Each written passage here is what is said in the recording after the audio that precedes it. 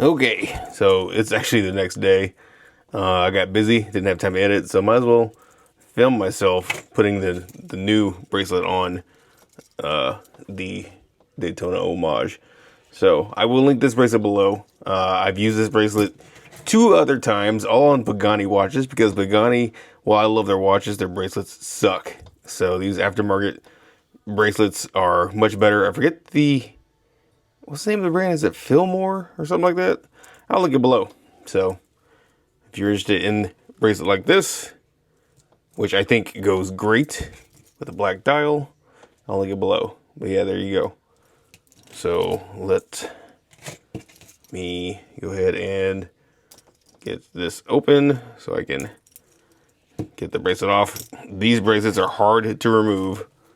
Just a fair warning, I probably will get frustrated. It just tends to happen when I remove these bracelets. But once they're off, they're off. And then I can put the replacement on there. So, great. The black bracelet, great bracelet. It really is. Very durable. And so far, the black paint has not chipped. So, we'll see how they look in a year or two from now. But I would imagine, I treat myself very well, so I imagine they'll look pretty much the same. Alright, let's see. So, these links are not always easy to get out.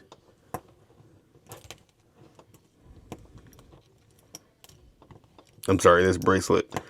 The spring bars of the bracelet are not always easy to get out, is what I was trying to say. So, I was watching other videos. The Pagani Design Daytona homage seems to be the most popular watch model they sell. This model. People love that. Well, because the Rolex Daytona itself is already expensive and hard to get. But if you get the actual Rolex Daytona with the rainbow colored gemstones, first of all, you need $500,000, like I've already said earlier.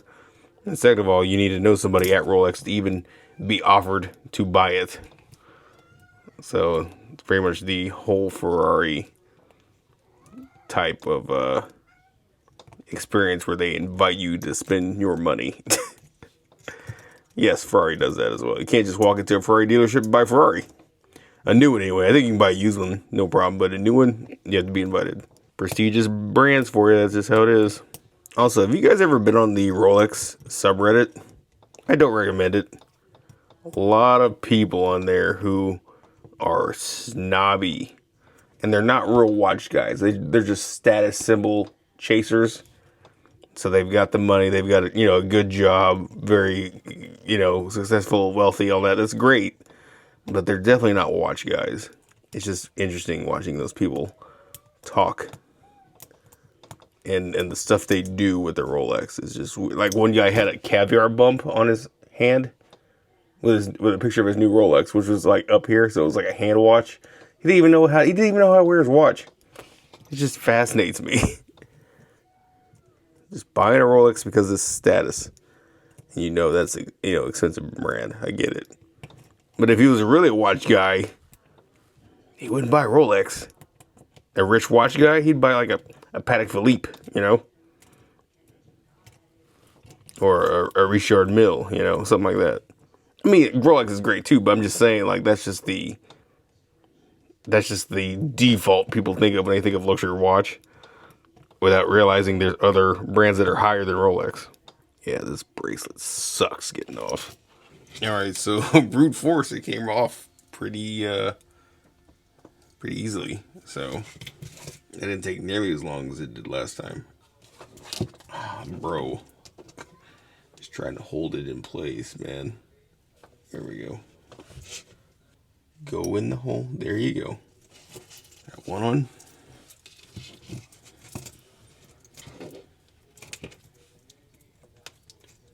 And then shot across. They do that. And there we go. Just like that. Very nice.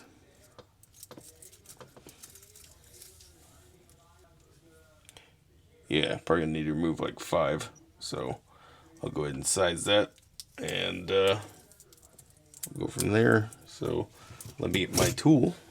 You need a holder, a hammer, and just a simple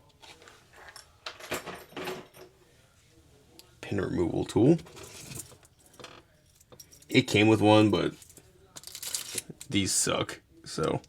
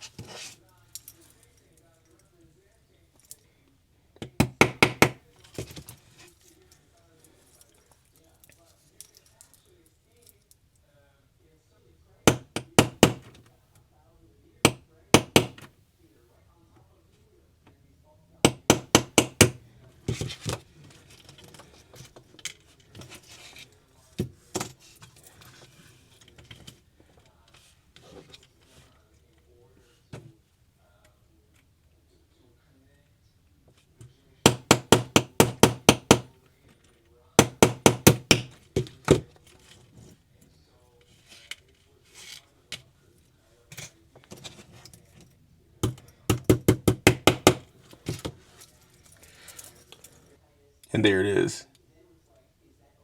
Very nice indeed. I will link this bracelet below if you guys want to check it out. Maybe get it for yourself. Until then, I'll see you all in the next video. Thank you so much for watching. More to come. Stay tuned. And take care. Peace.